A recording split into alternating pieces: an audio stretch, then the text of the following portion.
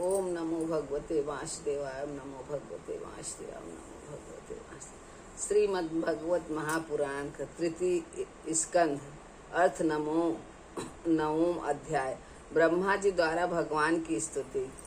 ब्रह्मा जी ने कहा, प्रभु आज बहुत समय के बाद मैं आपको जान सका हूँ। अहो कैसे दुर्भाग्य की बात है कि देहधारी जीव आपके स्वरूप को नहीं जान पाते। भगवान आपके सिवा और कोई वस्तु नहीं है। जो वस्तु प्रतीत होती है वह भी स्वरूप वह सत्य नहीं है, क्योंकि माया के गुणों के क्षुभित होने के कारण केवल आप ही अनेकों रूप में प्रतीत हो रहे हैं। देव आपकी चित्त शक्ति के प्रकाशित रहने के कारण अज्ञान आपसे सदा ही दूर रहता है। आपका यह रूप जिसके नाभि कमल से मैं प्रकट हुआ हूँ, सैकड़ों अवतारों का मूल कारण है। इसे आपने सत्य पुरुषों पर कृपा करने के लिए ही पहले प्रकट किया है। परमात्मा ने आपका जो आनंद मात्र भेद रहित अखंड तेजोमय स्वरूप है, उसे मैं इससे भिन्न नहीं समझता। इसलिए मैंने विश्व की रचना करने वाले होने पर भी विश्वातीत आपके इस अद्वितीय रूप की शरण ली है। यही संपूर्ण भूत और इंद्रियों का भी अधिष्ठान है। हे विश्व कल्याणमय, मैं आपका उपासक हूँ। आपने मेरे हित के लिए ही मुझे ध्यान में अपना यह रूप दिखलाया है।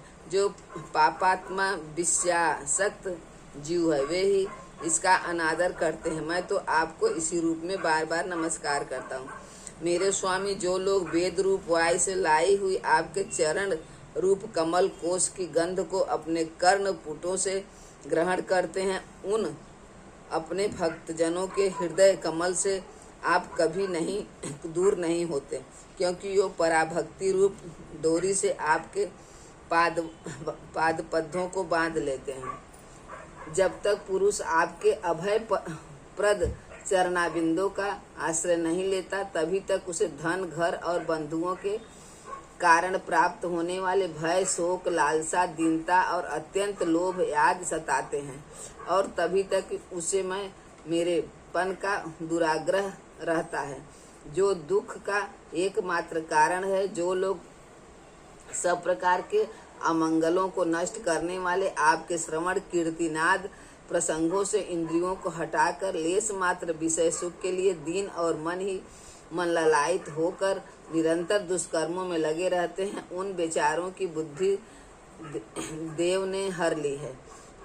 अचयुक्त उर्क्रम इस प्रजा को भूख, प्यास, बात, पित्त, कफ, सर्दी, गर्मी, हवा और वर्षा से परस्पर एक दूसरे से तथा कामांगिनी और दुसह क्रोध से बार बार कष्ट उठाते देखकर मेरा मन बड़ा खिन्न होता है। स्वामिनी, जब तक मनुष्य इंद्रिय और विषय रूपी माया के प्रभाव से आपसे अपने को भिन्न देखता है, तब तक उसके लिए इस संसार चक्र की निवृत्ति नहीं होती। यद्यपि यह मिथ्या है, तथापि कर्म फल भोग का क्षेत्र होने के कारण उसे नाना प्रकार के दुखों में डालता है। देव औरों की तो बात ही क्या है, जो साक्षात मुनि हैं वे भी यदि आपके कथा प्रसंग से विमुख रहते हैं तो उन्हें संसार में फंसना पड़ता है। ये दिन में अनेक प्रकार के व्यापारियों के कारण विक्षिपति चित्त रहते हैं, रात्रि में निद्रा में अचेत पड़े रहते। उस समय भी तरह तरह के मनोरथों के कारण क्षण क्षण में उनकी नींद टूटती रहती है, तथा देव बस उनकी अर्थ सिद्धि के सब उद्योग भी विफल होते रहते हैं। नाथ, आपका मार्ग केवल गुण श्रवण से ही जाना जाता है। आप निश्चय ही मनुष्यों के भक्ति योग के द्वारा परिशुद्ध हुए हृदय कमल में निवास करते हैं। पूर्ण श्लोक। प्रभु, आपके भक्तजन जिस भगवान से आपका चिंतन करते हैं, उन साधु पुरुषों पर अनुग्रह करने के लिए आप वही रूप धारण कर लेते हैं। भगवान आप एक हैं तथा संपूर्ण प्राणियों के अंतकरणों में स्थित उनके परम हितकारी अंतर्यात्मा हैं। इसलिए यदि देवता लोग भी हृदय में तरह तरह की कामनाएं रखकर भांति भांति की विपुल सामग्रियों से आपका पूजन करते हैं, तो उससे आप उतने ही प्रसन्न नहीं होते जितने सब प्राणियों पर दया करने से होते हैं। किंतु वह सर्वभूत दया असत पुरुषों को अत्यंत दुर्लभ है। जो कर्म आपको अर्पण कर दिया जाता है उसका कभी नाश नहीं होता। वह अक्षय हो जाता है। अतः नाना प्रकार के कर्म, यज्ञ, दान, कठिन तपस्या और व्रत आदि के द्वारा आपकी प्रसन्नता प्राप्त करना ही मनुष्य का सबसे बड़ा कर्म फल है, क्योंकि आपकी प्रसन्नता होने पर ऐसा कौन फल है जो सुलभ नहीं हो जाता। आप सर्वदा अपने स्वरूप के प्रकाश से ही प्राणियों के भेद भ्रम रूप अंधकार का नाश करते रहते हैं तथा ज्ञान के अधिष्ठान साक्षात परम पुरुष हैं। मैं आपको नमस्कार करता हूँ। संसार की उत्पत्ति, स्थिति और संहार के नियमित से जो माया की लीला होती है वह आपका ही खेल है। अतः आप परमेश्वर को मैं बार बार नमस्कार करता हूँ। जो लोग प्राण त्याग करते समय आपके अवतार, गुण और कर्मों को सूचित करने वाले देवकी नंदन, जनार्दन, कंस, निकंदन आदि नामों का विवश होकर भी उच्चारण करते हैं, वे अनेकों जन्मों के पापों से तत्काल छूटकर मायादी आवरणों से रहित ब्रह्मपद प्राप्त कर लेते हैं। आप नित्य अजन्मा हैं, मैं आपकी शरण लेता हूँ। भगवान इस विश्व वृक्ष के रूप में आप ही विराजमान हैं। आप ही अपनी मूल प्रकृति को स्वीकार करके जगत की उत्पत्ति, स्थिति और प्रलय के लिए मेरे अपने और महादेव जी के रूप में 3 प्रधान शाखाओं में विभक्त हुए हैं और फिर प्रजापति एवं मनु आदि शाखाओं के रूप में फैलकर बहुत विस्तृत हो गए हैं। मैं आपको नमस्कार करता हूँ। भगवान, आपने अपनी आराधना को ही लोगों के लिए कल्याणकारी स्वधर्म बताया है, किंतु वे इस ओर से उदासीन रहकर सर्वदा विपत्ति निषिद्ध कर्मों में लगे रहते हैं। ऐसी प्रमाद की अवस्था में पड़े हुए इन जीवों की जीवन आशाओं को जो सदा सावधान रहकर बड़ी शीघ्रता से काटता रहता है, वह बलवान काल भी आपका ही रूप है। मैं उसे नमस्कार करता हूँ। यद्यपि मैं सत्यलोक का अधिष्ठाता हूँ, जो 2 पराध्यंत रहने वाला और समस्त लोकों का बंदनी है, तो भी आपके उस काल रूप से डरता रहता हूँ। उससे बचने और आपको प्राप्त करने के लिए ही मैंने बहुत समय तक तपस्या की है। आप ही अधिक रूप से मेरी इस तपस्या के साक्षी हैं। मैं आपको नमस्कार करता हूँ। आप पूर्ण काल में आपको किसी विषय सुख की इच्छा नहीं है, तो भी आपने अपनी बनाई हुई धर्म मर्यादा की रक्षा के लिए पशु, पक्षी, मनुष्य और देवता या जीव योनियों में से अपनी ही इच्छा से शरीर धारण कर अनेकों लीलाएं की है। ऐसे आप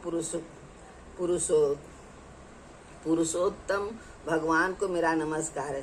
प्रभु, आप विद्या, अस्मिता, राग, द्वेष और अभिनिवेश पांचों में से किसी के भी अधीन नहीं है। तथापि इस संसार, जो सारे संसार को अपने उदर में लीन कर भयंकर तरंगमालाओं से विक्षुब्ध प्रलयकालीन जल में अंतत विग्रह की कोमल सैया पर शयन कर रहे हैं, वे पूर्व कल्प की कर्म परंपरा से श्रमित हुए जीवों को विश्राम देने के लिए ही है। आपके नाभि कमल स्वरूप भवन से मेरा जन्म हुआ है।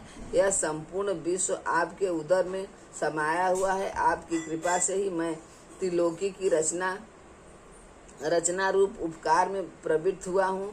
इस समय वेग निद्रा का अंत हो जाने के कारण आपके नेत्र कमल विकसित हो रहे हैं। आपको मेरा नमस्कार है। आप संपूर्ण जगत के एकमात्र सुहृद और आत्मा है तथा शरणागतों पर कृपा करने वाले हैं। अतः आपने जिस ज्ञान और ऐश्वर्य से आप विश्व को आनंदित करते हैं, उसी से मेरी बुद्धि को भी युक्त करें, जिससे मैं पूर्व काल के समान इस समय भी जगत की रचना कर सकूं।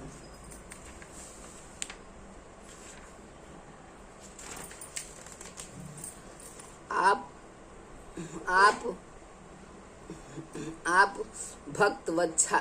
भक्तवाच्छा कल्पतरु हैं। आप अपनी शक्ति लक्ष्मी जी के सहित अनेकों गुणावतार लेकर आप जो अद्भुत कर्म करेंगे, मेरा यह जगत की रचना करने का उद्यम भी उसी में से एक है। अतः इसे रचते समय आप मेरे चित्त को प्रेरित करें, शक्ति प्रदान करें, जिससे मैं सृष्टि रचनात्मक विषय अभिमान रूप मल से दूर सकूं। प्रभु, इस कालीन जल में शयन करते हुए आप अंत शक्ति परम पुरुष के नाभि कमल से मेरा प्रादुर्भाव हुआ है और मैं हूँ भी आपकी ही विज्ञान शक्ति। अतः इस जगत के विचित्र रूप का विस्तार करते समय आपकी कृपा से मेरी वेद रूपी वाणी का उच्चारण लुप्त न हो। आप अपार करुणामयी पुराण पुरुष हैं। आप परम प्रेममयी मुस्कान के सहित अपने नेत्र कमल खोलिए और शेष सैया से उठकर विश्व के उद्भव के लिए अपनी सुमधुर वाणी से मेरा विषाद दूर कीजिए। श्री मैत्रेय जी कहते हैं, विदुर जी इस प्रकार तप, विद्या और समाधि के द्वारा अपने उत्पत्ति स्थान श्री भगवान को देखकर तथा अपने मन और वाणी की शक्ति के अनुसार उनकी स्तुति कर ब्रह्मा जी थके से होकर मौन हो गए।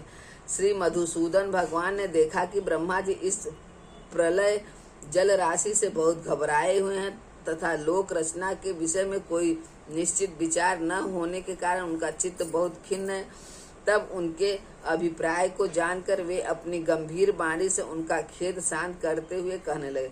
भगवान ने कहा, वेद गर्भ, तुम विषाद के वशीभूत हो, आलस्य न करो, सृष्टि रचना के उद्यम में तत्पर हो जाओ।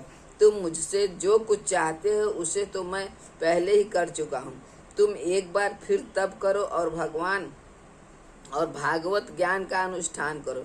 उनके द्वारा तुम सब लोगों को स्पष्टता अपने अंतःकरण में देखोगे। फिर भक्ति युक्त और समाहित चित्त होकर तुम संपूर्ण लोक और अपने में मुझको व्याप्त देखोगे तथा मुझ में संपूर्ण लोक और अपने आप को देखोगे।